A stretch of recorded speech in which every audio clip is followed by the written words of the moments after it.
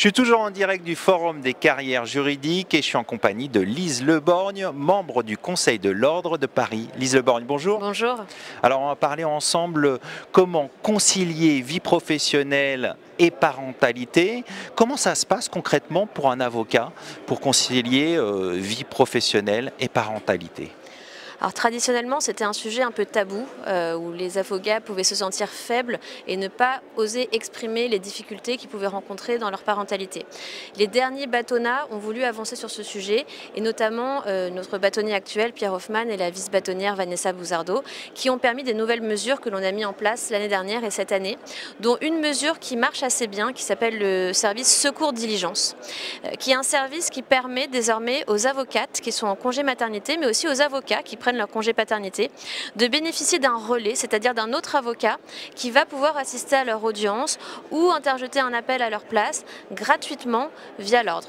Donc ce service, il a été ouvert en juillet dernier. On a déjà eu des dizaines de saisines et l'objectif ce serait de le pérenniser en juillet et de permettre de l'étendre à d'autres juridictions que celles sur lesquelles on intervient actuellement. Pour l'instant, l'ordre a limité aux juridictions parisiennes puisque c'est pour le barreau de Paris, mais en réalité les avocats parisiens ils interviennent dans d'autres juridictions, notamment limitrophes, et donc on va essayer d'offrir aux avocats et aux avocates un service étendu.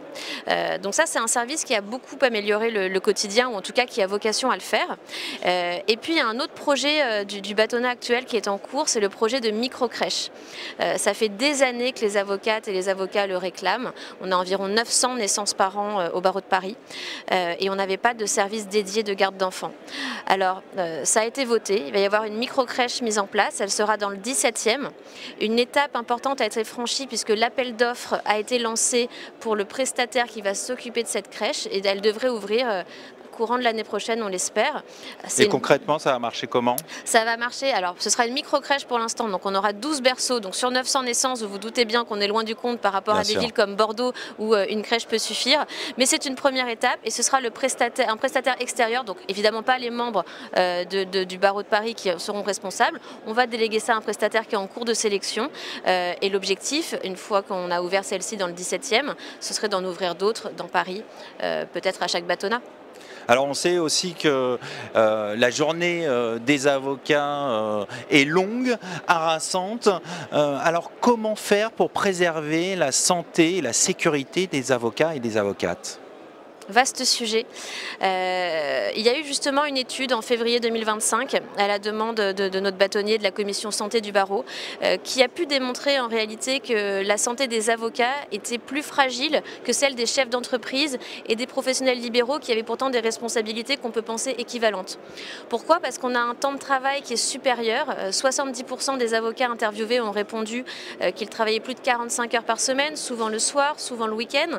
Et un autre facteur qui semble aggraver la santé, cette fois mentale, ce serait la difficulté à concilier vie privée, vie professionnelle, avec des interactions qui souvent dépassent le cadre professionnel. On a du mal à séparer les deux en fait. Exactement.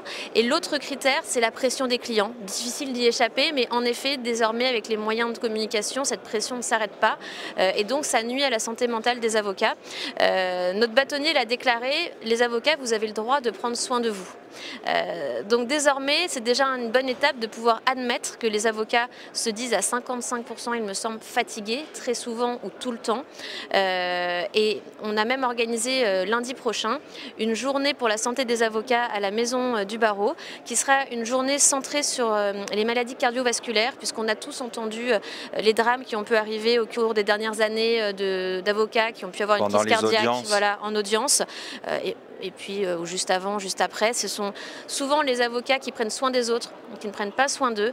Et donc la volonté de l'ordre, désormais, c'est d'admettre que nous aussi, nous pouvons prendre soin de nous et que ce n'est pas une tare et qu'au contraire, pour mieux prendre soin des autres, il faut aussi se préserver. Donc on voit que l'ordre est proactif sur la parentalité, sur la santé, mais aussi en matière de lutte contre les discriminations. Ça, c'est important. Expliquez-nous un peu ce que fait le barreau de Paris en la matière. Alors ça, c'est un sujet sur lequel le barreau est investi depuis longtemps.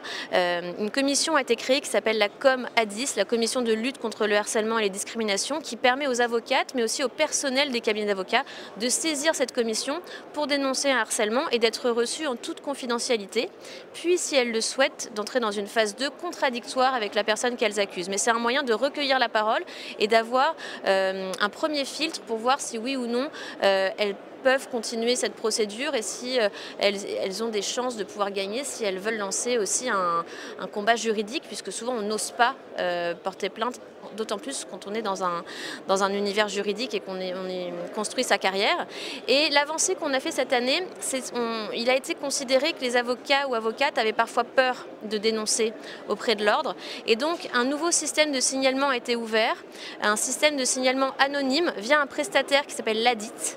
Et donc désormais, les avocats qui sont en souffrance peuvent saisir ce tiers externe pour dénoncer en toute confidentialité.